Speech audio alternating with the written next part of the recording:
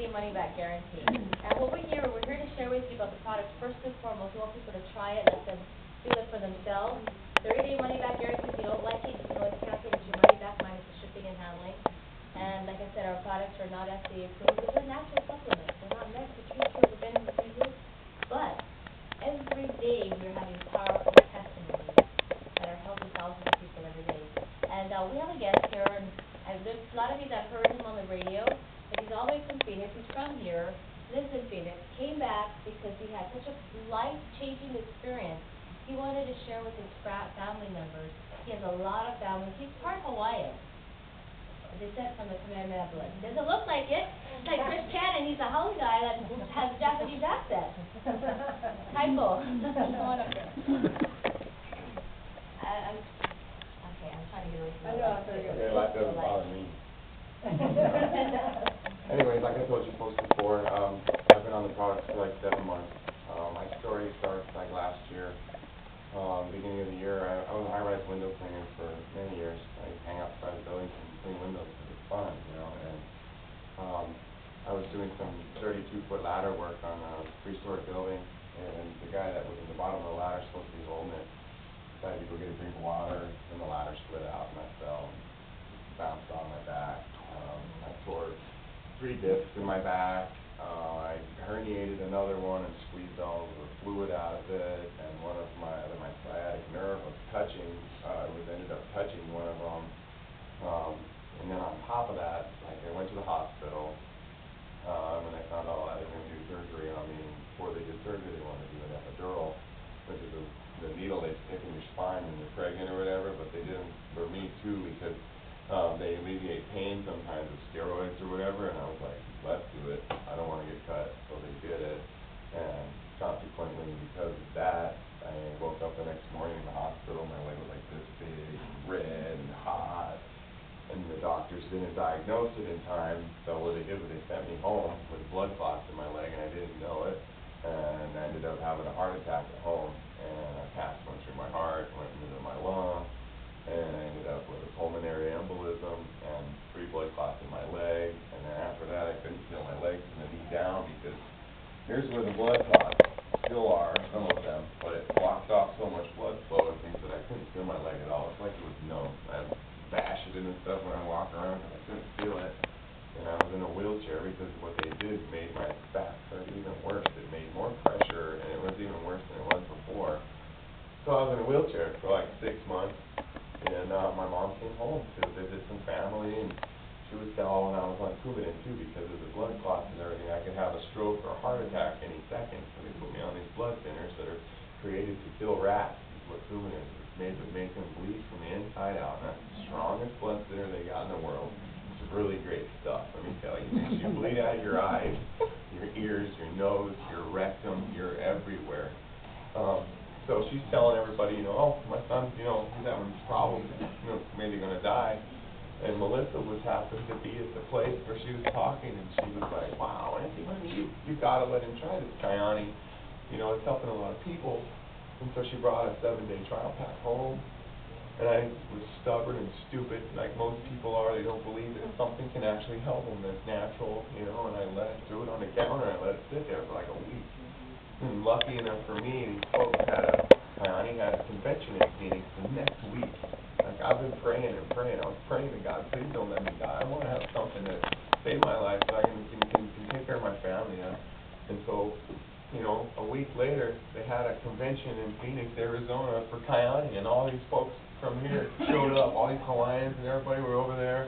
They were having this big old pool party on Saturday, and I went to go pick my mom up from there, and I'm like, man, these guys are having too much fun. You know, I'm like I didn't even bring my walker because I didn't want to look like it, you know, it was really, really bad. So I left it at home, and I'm laying on this lawn chair there. They got me to come talk to them. They're like eating food, and you know, Hawaiians are great people. They're friendly, and they're like, hey, come eat some food. You know, come tell a story. And so we did.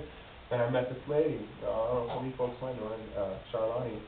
She just reminded me of my auntie so much, and she's already gone. So I just like we were talking, and she was like instantly was like, You're Auntie Honey's son. You're the one she was talking about. And I'm like, yeah.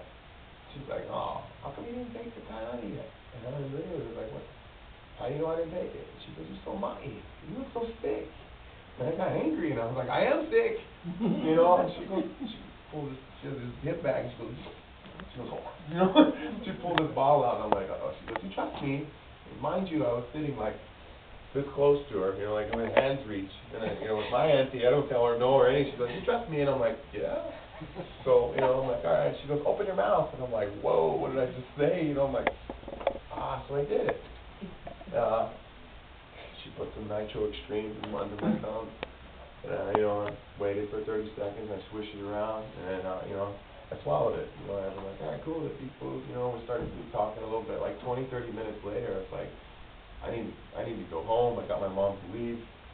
Melissa was stopped dead and was like, hey, wait, come in my hotel room real quick. So we go, my fiance. So we go to the hotel room, and she's like, here, I want you to get better. I want you to feel better. And she didn't know me. She just was like, here. So she gave me more of it, enough, because they knew I didn't work. I hadn't worked in months. I, you know, lived on my mattress in my living room. So, you know, here I'm walking back to the car with the stuff, and I'm like feeling all guilty because I didn't take it. And my mom's like, you better take that stuff. And I'm like, I'm going to take it.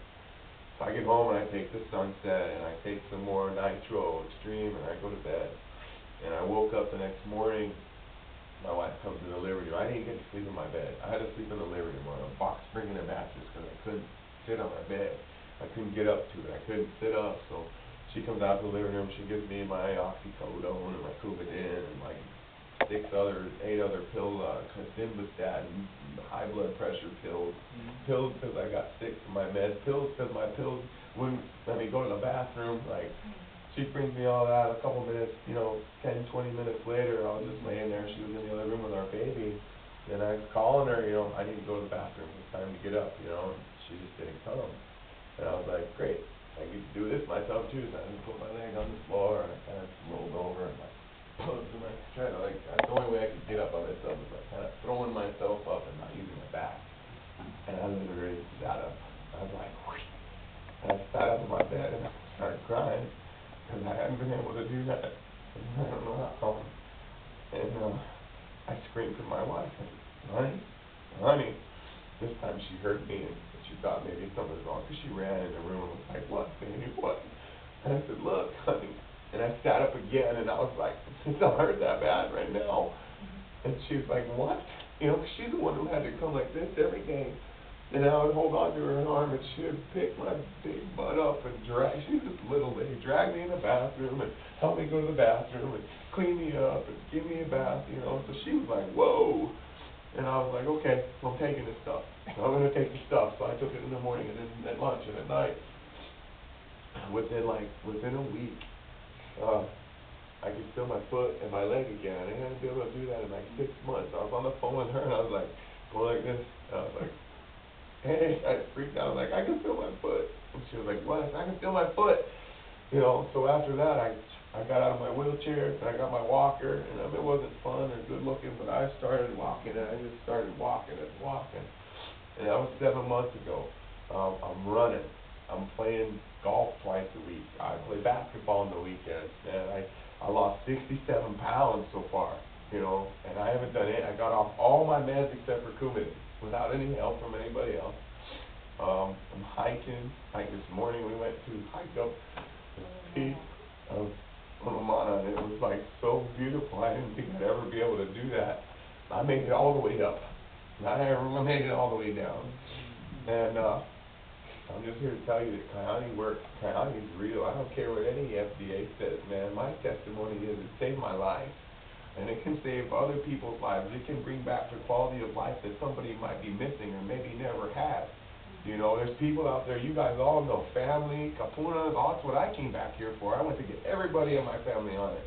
Because it's my job now. God gave me the purpose to go and help people and try to get them to help people. You know, and that's really, you walk down the street, you see people that are sick, you see people that are limping, you see people, I mean, there's people everywhere. And my job is to try and share with them. And I just want to thank you folks for taking the time to listen to me. Because,